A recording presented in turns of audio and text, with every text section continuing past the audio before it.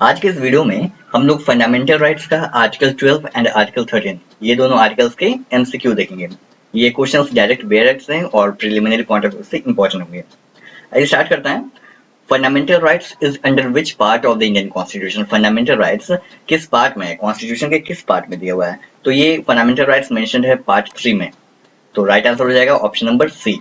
Fundamental rights are mentioned under part 3 of the Indian constitution.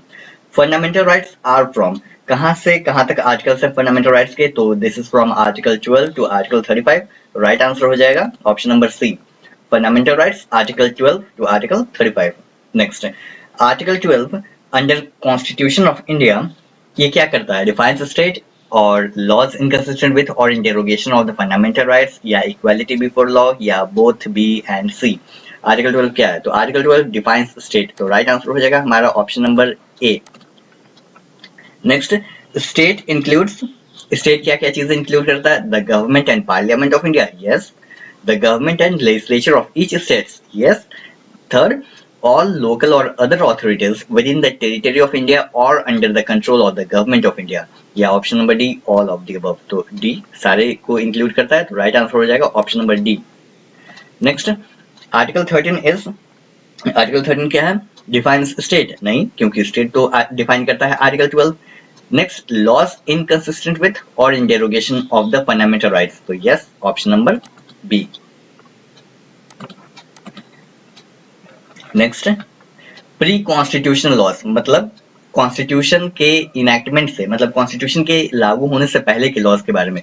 Pre constitutional laws which are in contravention of fundamental rights, fundamental rights के contradiction में है, fundamental rights को violet कर रहा है, तो वो क्या होंगे? वॉइड होंगे या वॉइडेबल होंगे, क्या होंगे?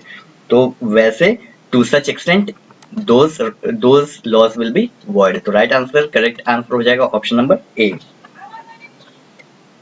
नेक्स्ट, पोस्ट कॉन्स्टिट्यूशनल लॉज, यानी कॉन्स्टिट्यूशन के इनैक्टमेंट होने के बाद वाले laws. Post constitutional laws which interferes with fundamental rights are, तो ये भी वॉइड हो जाएंगे। तो करेक्ट आंसर हो जाएगा option number A.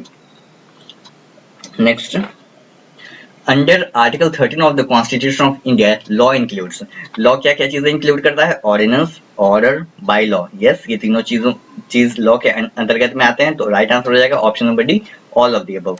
Law includes ordinance, order, by law. Next, under Article 13 of the Constitution of India, law includes rule, regulation, notification. हाँ, तीनों होता है, तो राइट आंसर हो जाएगा correct answer option number D, all of the above. Next, under Article 13 of the Constitution of India, law includes, क्या क्या चीज इंक्लूड करता है? Custom or usage having in the territory of India the force of law. हाँ, ये सही है। Second, custom और usages having the territory of India irrespective of whether having the force of law, तो ये गलत हो जाएगा कि मतलब इररेस्पेक्टिव फोर्स ऑफ लॉ है या नहीं है, इससे कोई मतलब नहीं है। ये चीज है सही है, ये नहीं सही नहीं है, मतलब फोर्स ऑफ लॉ होना चाहिए। तो ऑप्शन नंबर बी गलत है। Option C, private rules and regulations of a company, वो भी जो आर्टिकल 13 में लॉ है वो प्राइवेट रूल्स एंड रेगुलेशन जो कंपनी के होते हैं उसे इंक्लूड नहीं करता है। तो और डी है ऑल ऑफ द अबव, तो डी होगा नहीं। तो हमारा करेक्ट आंसर हो जाएगा option number A. Under Article 13 of the Constitution of India, law includes custom or usage having in the territory of India the force of law. ठीक है। Next, provisions of Article 13 shall not apply to any amendment of the Constitution of India made under which article? बताइए, article 286 या 268 या 368 या 386। तो इसका correct answer हो जाएगा option number C, article 368।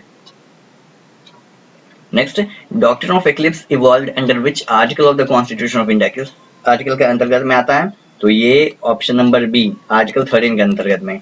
Next, doctrine of severability evolved under which article of the constitution of India, तो doctrine of eclipse और डॉक्ट्रिन ऑफ सेवरेबिलिटी दोनों आर्टिकल 13 में आता है। तो करेक्ट आंसर हो जाएगा ऑप्शन नंबर बी।